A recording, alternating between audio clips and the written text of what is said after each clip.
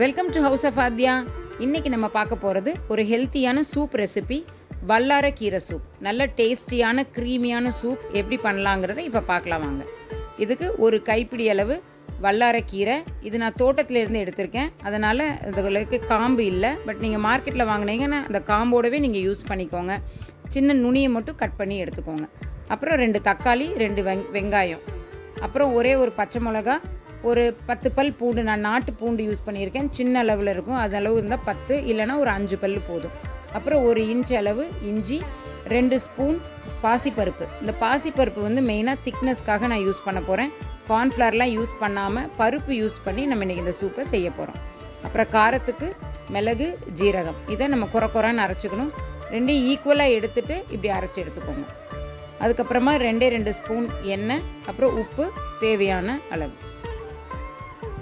இது நம்ம வீட்டில் இருக்க பொருளை யூஸ் பண்ணியே எப்படி செய்யலாங்கிறத இப்போ பார்க்கலாம் வாங்க. ஃபஸ்ட்டு ஒரு ப்ரெஷர் குக்கர் எடுத்துக்கலாம். எடுத்துகிட்டு அதில் ஒரு 2 ஸ்பூன் எண்ணெய் விட்டுக்கோங்க.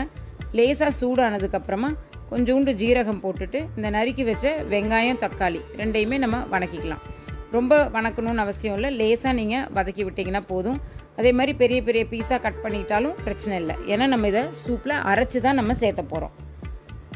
அடுத்தது தக்காளி நான் போட்டுட்டேன். இதையும் லேசாக ஒரு தடவை வதக்கிட்டு அதுக்கு அடுத்தது இந்த பச்சை மிளகா, இஞ்சி, பூண்டு இது எல்லாத்தையுமே போடலாம். ஸோ இஞ்சி பூண்டு எல்லாம் போட்டு செய்கிறனால நல்ல ஒரு மணமோடையும் இருக்கும், டேஸ்ட்டும் ரொம்ப நல்லாயிருக்கும். இந்த சூப்போட டேஸ்ட்டு இந்த கீரையோட கசப்பு இல்லாமல் இருக்கும். அதுக்காக இந்த பாசி பருப்பு சேர்த்துருக்கேன்.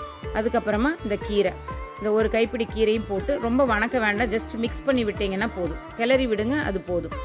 இது கூட வந்து கொஞ்சோண்டு இந்த சூப்புக்கு தேவையான அளவு உப்பு சேர்த்துட்டு கொஞ்சமாக ஒரு 1/2 கப் அளவு தண்ணி ஊற்றி ப்ரெஷர் குக் பண்ணிக்கலாம். ஒரு 2 விசில் ப்ரெஷர் குக் பண்ணிங்கன்னா போதும். ரொம்பலாம் நீங்கள் கொலன்னு வேக வைக்கக்கூடாது.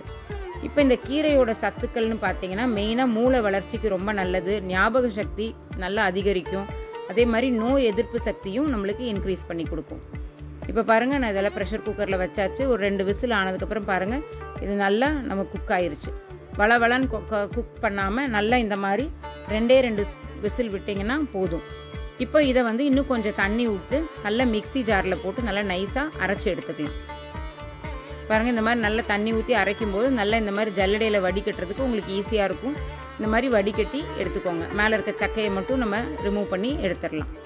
இது பருப்பெல்லாம் போட்டிருக்கறனால நல்ல திக்கான க்ரீமியான சூப்பாக கிடைக்கும்.